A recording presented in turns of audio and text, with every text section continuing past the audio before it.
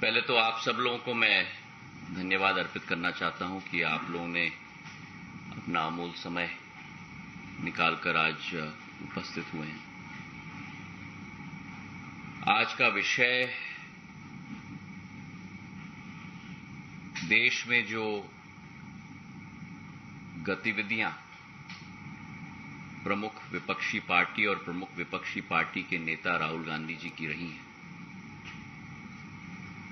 उन पर आपके समक्ष कुछ तथ्य मैं रखना चाहता हूं।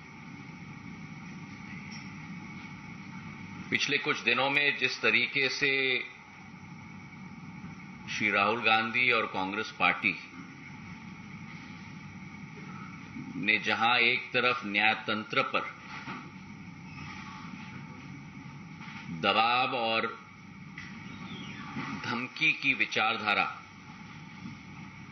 के साथ कार्य किया है और जिस तरह उन्होंने अपनी व्यक्तिगत कानूनी लड़ाई को एक लोकतंत्र की कानूनी लड़ाई के रूप में प्रेषित करने की कोशिश की है, उससे एक बात तो स्थापित हो चुकी है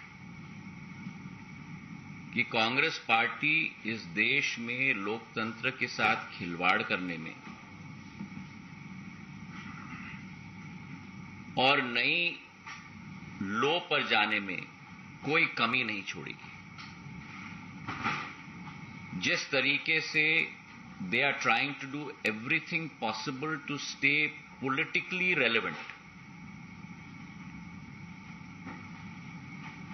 और अपने आप को मैं ये कहूंगा कि एक लोकतंत्र की लड़ाई नहीं लेकिन एक स्वार्थ की लड़ाई लड़ी जा रही है, इसकी हम जितना निंदा करें वो कम होगा। आप सब वाकिफ हैं कि ये पहली बार नहीं है कि कोई व्यक्ति, कोई सांसद के संसदीय सदस्यता को बर्खास्त की गई है।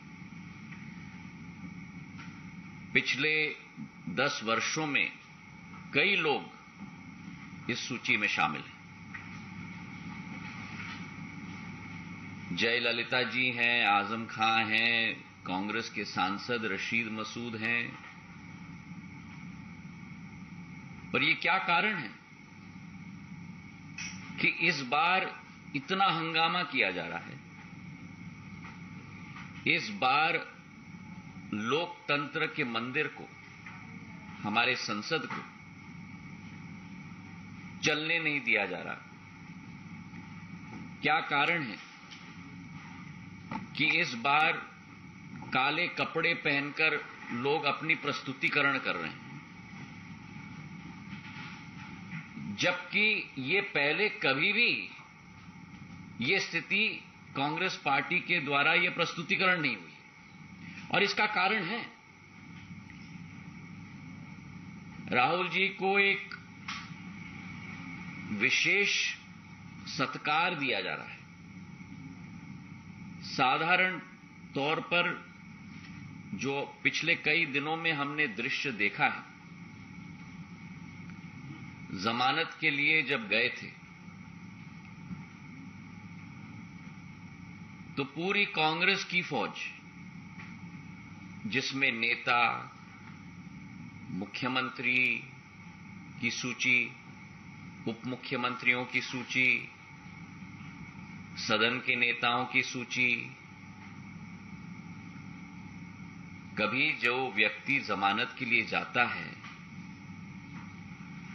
वो अपने साथ नेताओं का फौज लेके जाता है।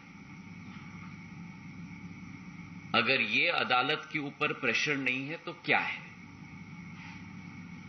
और इसी के साथ साथ जो माहौल पूरे देश में तैनात किया गया, जहां शहर शहर में ट्रेनें रोकी गईं, आम जन की आवागमन में रोड़े अटकाए गए। मैं पूछना चाहता हूं कांग्रेस पार्टी से कि क्या यह गांधीवाद का सिद्धांत है? इस प्रश्न का उत्तर दें। और ये व्यक्ति विशेष के लिए क्यों सब किया जा रहा है? और इसलिए जो पूर्व में भी स्थिति उत्पन्न हुई, 2013 तक पीपल रिप्रेजेंटेशन एक्ट में सेक्शन 8/4 1951 का मानहानि के मामले में किसी व्यक्ति के ऊपर कन्विक्शन अगर किया जाता था तो 3 महीने की मोहलत दी जाती थी कि वो व्यक्ति अपील में जा पाए। लेकिन 2013 का सुप्रीम कोर्ट का जो आदेश रहा lily Thomas versus union of India के केस में, कि कोई भी व्यक्ति जिसके विरुद्ध सुप्रीम कोर्ट का एक कन्विक्शन का आदेश हो, तत्काल उस व्यक्ति की संसद की सदस्यता बर्खास्त की जाए। इस वर्डिक्ट के बाद जब कांग्रेस पार्टी की ही शासन केंद्र में थी और तत्कालीन न्याय मंत्री कपिल सिब्बल जी ने प्रधानमंत्री जी के उस तत्कालीन प्रधानमंत्री जी मनमोहन सिंह जी के आदेश के आधार पर अध्यादेश निकाला था, उसी अध्यादेश की जब प्रस्तुतिकरण की जा रही थी तब उसी समय राहुल गांधी जी ने कहा था कि इस अध्यादेश को फाड़ के कचरे के टोकरी में फेंक देना चाहिए।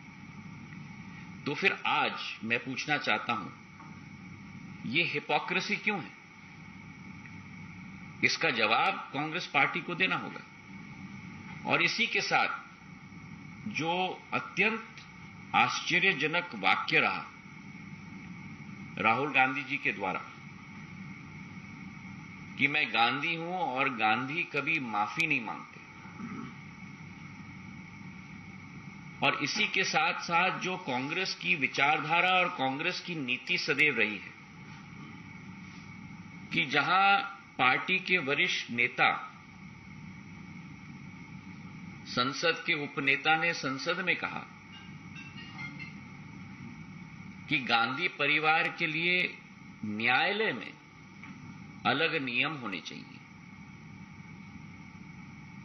ये इस बात का प्रमाण है कि कांग्रेस पार्टी के लिए कुछ लोग फर्स्ट क्लास सिटीजन्स हैं और आप और हम सारे के सारे थर्ड क्लास सिटीजन्स हैं। जो अत्यंत दुखद विषय है कि देश के पार्टी के विपक्ष के पार्टी के नेता एक समुदाय के विरुद्ध ऐसे टिप्पणी करें कि पूर्ण समुदाय चोर है, उस समुदाय को अपमानित करें, हमारे पिछड़े वर्ग को कलंकित करें और उसके बाद ऐसे वक्तव्य दिए जाएं।